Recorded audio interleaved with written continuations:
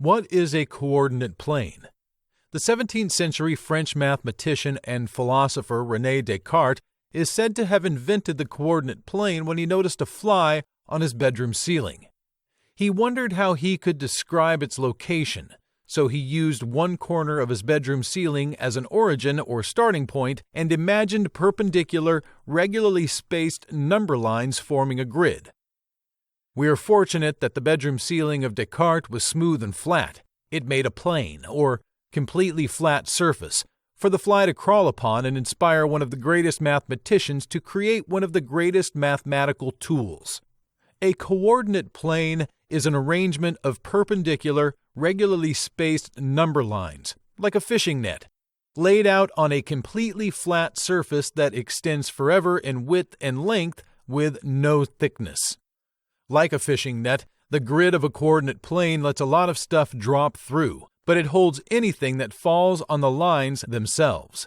Things like circles, sloping lines, polygons, and, on occasion, a fly. René's fly, living in a mathematician's house, was clearly mathematically inclined and always walked in straight lines.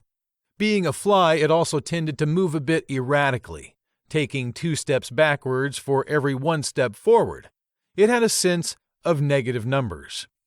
René's fly might start out at 0, move to +1, then return to -1.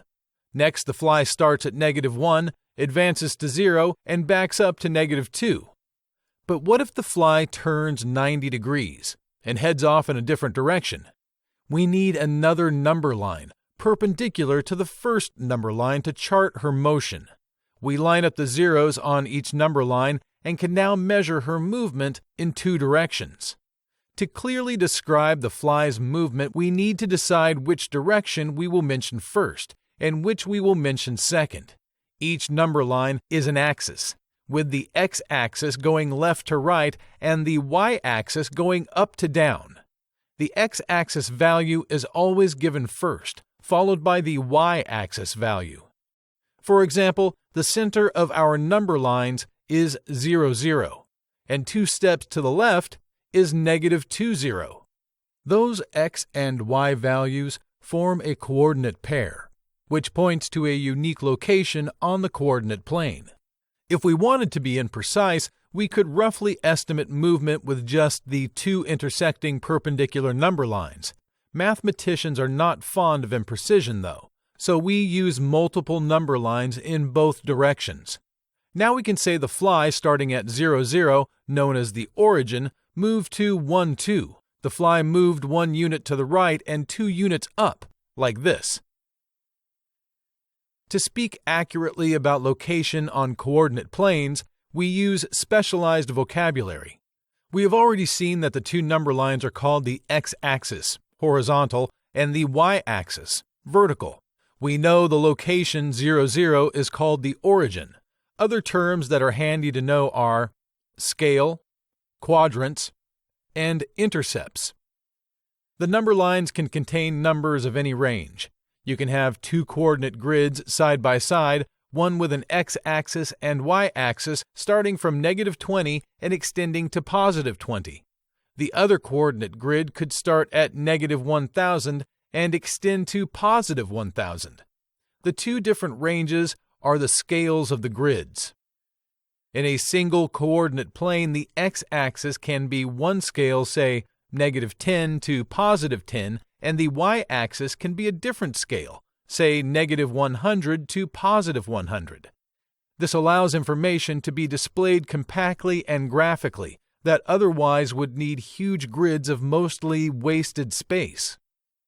The original intersecting number lines divided the coordinate plane into 4 areas called quadrants. These are numbered by tradition using Roman numerals in a clockwise direction starting with the top right quadrant, called quadrant 1. This is the quadrant with only positive values for both the x-axis and y-axis. Quadrant 2 to its left has negative x values and positive y values. Quadrant 3 has both negative x and y values, while quadrant 4 has negative y values and positive x values. Nothing prevents a line or flat shape from starting in one quadrant and continuing into another. A circle, for example, could have a center at, say, 1, 3 and a radius of 10 units, allowing it to sweep through all 4 quadrants. When a line crosses either the x-axis or y-axis, the point is called either the x-intercept or y-intercept. An intercept always happens when the value of the crossed axis is 0. Here the line intercepts the y-axis at 3 along the x-axis value of 0, and intercepts the x-axis at 5 along the y-axis value of 0.